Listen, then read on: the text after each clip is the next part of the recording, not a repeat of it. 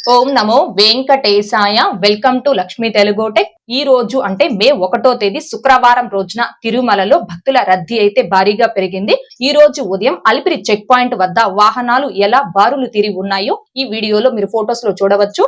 ఈ రోజు ఉదయం 6 గంటల సమయానికి ఎటువంటి టికెట్స్ లేనటువంటి భక్తులు వైకుంఠం 2 లోని కంపార్ట్మెంట్లు, నారాయణగిరి గార్డెన్ లోని షెడ్లన్నీ కూడా నిండిపోయి తిరుమల ఔటర్ రింగ్ రోడ్ లో ఉన్న బాటగంగమ్మ గుడి వరకు కూడా భక్తులు దర్శనం కోసం క్యూ లైన్ లో వేచి ఉన్నారు. ఈ రోజు ఎలాంటి టికెట్స్ లేకుండా స్వామి వారిని ఫ్రీ దర్శనం చేసుకోవడానికి క్యూ లైన్ లో కొత్తగా జాయిన్ అయ్యే వారికి దర్శనం పూర్తవ్వడానికి సుమారుగా 20 నుంచి 24 గంటల సమయం పట్టే అవకాశం ఉంది. అండ్ ఈ రోజు 300 రూపీస్ స్పెషల్ ఎంట్రీ దర్శనం టికెట్స్ కానీ 500 రూపీస్ దర్శనం టికెట్స్ కానీ కలిగి ఉన్న భక్తులకి దర్శనం పూర్తవ్వడానికి సుమారుగా 3 నుంచి 5 గంటల సమయం పట్టే అవకాశం ఉంది. అలాగే తిరుపతి ఆఫ్లైన్ SST టోకన్స్ కానీ శ్రీవారి మెట్టు మార్గం దివ్య దర్శనం టోకన్స్ కానీ కలిగి ఉన్న భక్తులకి ఈ రోజు దర్శనం పూర్తవ్వడానికి సుమారుగా 5 నుంచి 7 గంటల సమయం పట్టే అవకాశం ఉంది.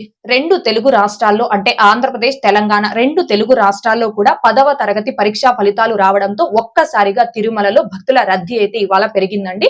సో ఎవరైతే ప్రస్తుతం తిరుమల స్వామివారి దర్శనార్థం ఎటువంటి టికెట్స్ లేకుండా వస్తున్నారో ఆ భక్తులందరూ దీనిని గమనించుకొని కనీసం 24 గంటల దర్శన సమయానికి ఎక్స్పెక్టేషన్ పెట్టుకొని దర్శనానికి వచ్చారు అంటే ఎలాంటి ఇబ్బంది లేకుండా ప్లానింగ్ గా మీరు స్వామివారి దర్శనం చేసుకోవడానికి అవకాశం ఉంటుంది. అండ్ అలాగే మే 1వ తేదీ అనగా ఈ రోజు పౌర్ణమి సందర్భంగా తిరుమలలో స్వామివారికి గరుడ వాహన సేవను నిర్వహిస్తున్నారు. ఈ రోజు రాత్రి 7 గంటల నుండి 9 గంటల వరకు శ్రీదేవి భూదేవి సమేత శ్రీ మలయప్ప స్వామి వారు గరుడ వాహనంపై తిరుమాడ వీధులలో విహరించి భక్తులకు దర్శనమిస్తారు. కాబట్టి ఈ రోజు ఎవరైతే తిరుమలలో ఉంటారో ఆ భక్తులందరూ కూడా స్వామివారి గరుడ వాహన సేవను కనులారా వీక్షించి దర్శనం చేసుకోవాల్సిందిగా కోరుచున్నాను.